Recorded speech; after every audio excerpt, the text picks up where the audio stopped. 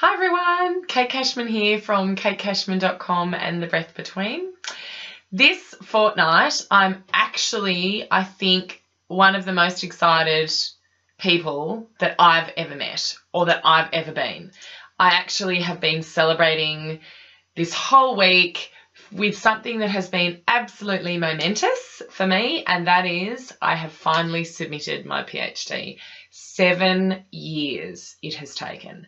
Now, I've learned a lot in that time, and so I really wanted to share with you some of the lessons that I've taken away.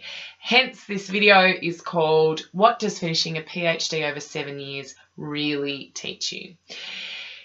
It was actually the biggest project of my life. It's been going longer than both of my children, my marriage. I have built a life within a PhD, and I'd never really known what my life would be like without it because it was 7 years ago.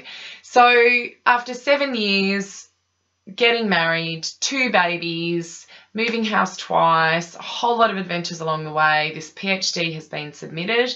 Obviously pending marking, updates and graduation, I'll be Dr. Cashman, which is quite scary. So I've learnt a few things along the way though. I've learnt a lot about forensic criminology, evidence law and criminal procedure. That's what my PhD was on. If you have any questions about that, feel free to email me. I've learnt a lot about academic life and being a qualitative researcher. I've learnt a lot about teaching, lecturing, speaking, facilitating groups and being around amazing students. I enjoy lecturing both undergraduate students and police officers who are doing some undergraduate and university work. But I think the biggest thing that I've learned is more about what I want and who I really am. So the sort of life that I want to lead has really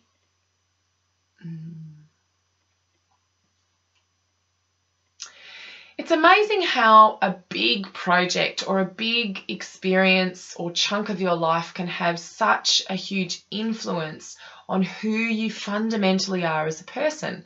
So the PhD showed me a whole host of emotions that I've never felt before, and a whole host of emotions that were far more intensive because it's part of this unique melting pot that is postgraduate work and academia.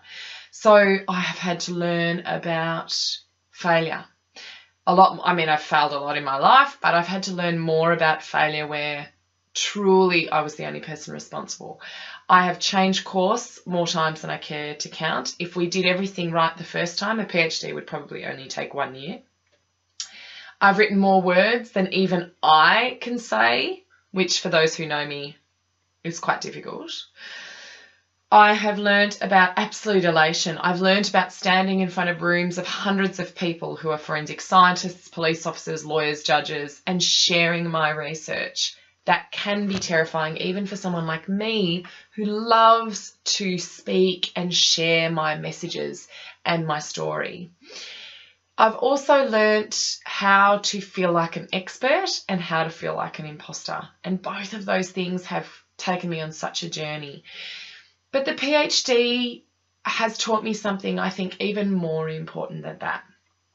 Don't get me wrong, I want to always communicate that the PhD and PhDs generally are a hard slog.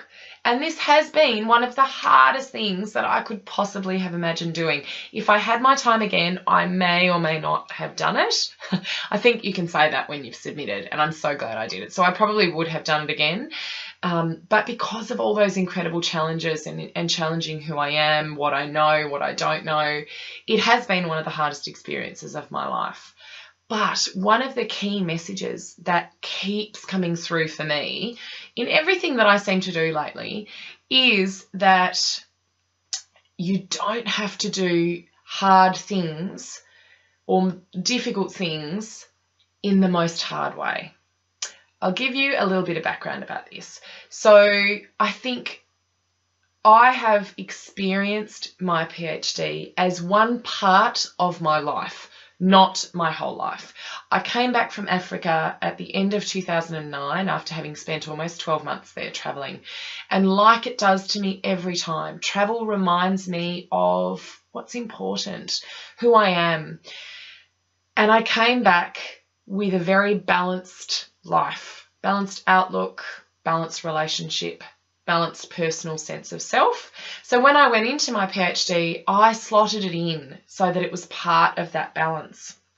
Now, I'd never treated the PhD as the most important part of my life. Had I probably would have had it finished a whole lot sooner. And even with 2 babies, getting married, having holidays, having maternity leave, I probably still could have had it finished sooner. But what I really want to reiterate here as part of this video is that I chose not to have it as the all-consuming part of my life. And that worked for me. What that meant was that I had some of the most extraordinary adventures along the way. Having 2 children was an adventure in itself. They're now 4 and 2, and they've been born into this life of PhD for me. But what I mean is that I didn't say no to travel. I didn't say no to barbecues with friends. I didn't make it all consuming for the whole period because I could have had it done faster. I just didn't want to live my life around the PhD's beginning and end. I didn't want to wait for the PhD to finish in order to start living again.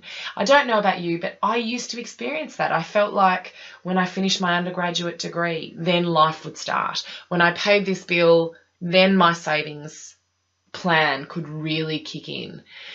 I truly felt when I started this PhD that this had to be just another part of my life. I had to have those adventures and that life along the way. And I honestly feel like although it's taken me 7 years, I would have been a lot more stressed and a lot more anxious had I made it all consuming and put that pressure on myself. Perhaps I've stretched stress and being, I suppose, having a weight on my shoulders. Perhaps I've stretched that for longer than I would have had I worked in a really concentrated way. But I will never regret taking up those adventures, those dinner parties with friends, those camping trips. It was the fuzzy life around the edges of what I thought was real life that became the real life. I didn't miss those experiences. So I really just want to show and share and encourage you not to put your life on hold when you feel like you're achieving something really big, because you can do that and have a life filled with adventure and full of experiences, because that's how we live a life that is balanced.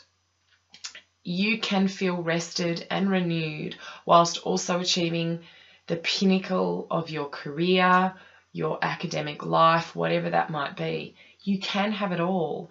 You just don't necessarily take the hardest road possible.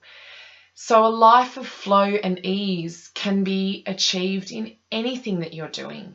It's a choice that you make. It's what you prioritize. And yes, things might take a bit longer, but not everything we do is supposed to be done fast. And not everything that we do is supposed to be really hard to make it worthwhile. So if you've got a really big project that you have going on, if you're completing a PhD, the light is at the end of the tunnel. I promise you that. If you are working on something huge, a book, if you're writing a book, whatever you're doing, make sure that you're also living in the life fuzzy bits around the edges, because that's actually real life. It's not going to just happen to you once you finish. So I am going to be celebrating this probably for the next year. Every video, maybe I'll be able to slip something in or call myself doctor. That's actually not true. I absolutely will not do that. But it was such an important reflection for me to realise that it has been more about balance and it has been about adventure. So if that helps you, then that's fabulous. I really hope that you can meet life head on with balance, with flow, with ease, and kicking ass on the hardest and most rewarding things that you could ever possibly achieve. I will see you next week. Don't forget to connect into the Renewal Revolution. I've got some amazing announcements coming with lots of goodies for all of you.